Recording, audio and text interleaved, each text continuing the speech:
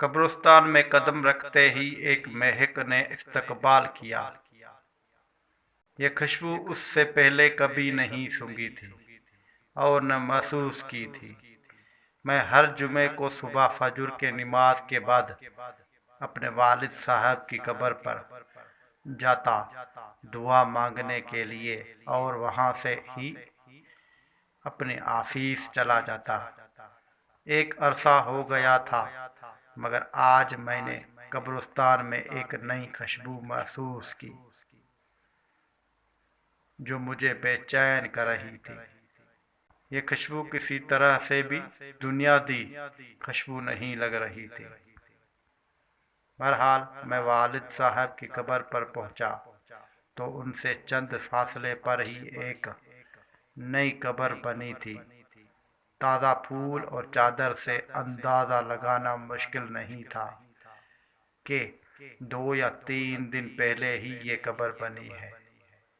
वालिद साहब की कब्र से फारिग होकर जाते हुए उस कब्र पर दुआ मांगने के लिए रुक गया। दुआ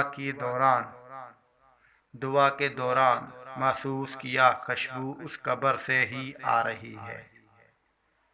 कन्फर्म करने के लिए कब्र की मिट्टी मुट्ठी में भरी तो एकदम ठठक गया। कब्र की मिट्टी ठंडी थी, जैसे निम हो, जबकि मिट्टी बिल्कुल खुश्क थी और कमाल हद तक ठंडी थी। बहरहाल मिट्टी को वहीं कब्र पर फेंक दिया और हाथ झाड़ने के बाद चल पड़ा। भाई के दुकान खोली, पहला ग्राहक आया।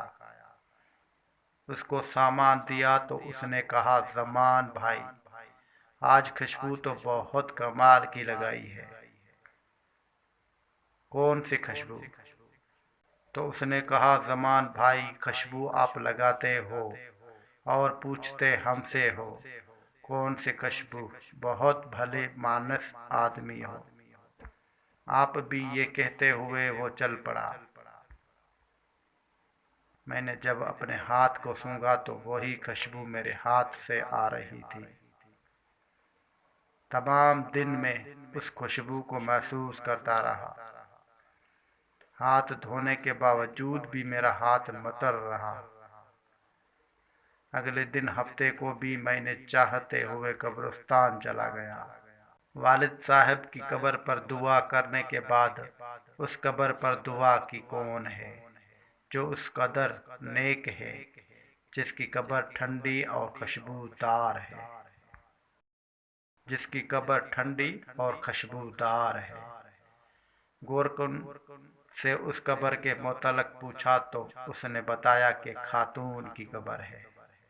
ये जानकर और भी हैरत हुई कि औरत को उस कदर शानदार मकाम कैसे मिला। कब्रिस्तान में दाखिल हुआ तो क्या देखता हूँ, उसे खातून की कब्र पर एक बारिश आदमी दुआ कर रहा है। जैसे ही वो दुआ से फारिग हुआ तो बाहर की जानब चल पड़ा। उसको जाते देखकर मैं भी उसके पीछे हो गया। जैसे ही वो दरवाजे से बाहर निकला मैंने आवाज़ दे दी, सर बात सुनिए। 1 मिनट प्लीज जी फरमाए। आपसे एक बात पूछना चाहता हूँ, अगर आप इजाज़त दे तो। मैं दरअसल जानना चाह रहा था ये किसकी कब्र है जहाँ दुआ कर रहे थे। ये आप क्यों पूछ रहे हैं? उसने सवाल किया। दरअसल उस कब्र से आने वाली खुशबू ने मुझे बेचैन कर दिया है। उसने सवाल किया। दरअसल उस कब्र से आने वाली खुशबू ने मुझे बेचैन कर दिया है। ऐसी खुशबू मैंने आज तक महसूस नहीं की। मैं जानना चाह रहा था कि साहिब कब्र ने ऐसा कौन सा अमल किया कि ये मकाम मिला कि कब्र ठंडी और खुशबूदार हो गई। ये सुनकर उस शख्स ने ठंडी आह भरी और कहा, कब्र ठंडी और खुशबूदार क्यों ना हो, उसने अल्लाह ताला को राज़ी ही ऐसे किया है। उसने बताया कि ये मेरी जोजा की कब्र है। 30 साल हमारी रफाकत रही। मैं 4 बहनों का अकलौता भाई हूँ। मेरी बहनों और माँ को मेरा चेहरा देखने का बेहद शौक था। सरकारी नौकरी मिलते ही चांद सी दुल्हन की तलाश शुरू कर दी गई। दिनों में लड़की की तलाश का काम मुकम्मल हुआ। शादी हुई और माँ बहनों ने अपने अरमान दिल खोल कर पूरे किए।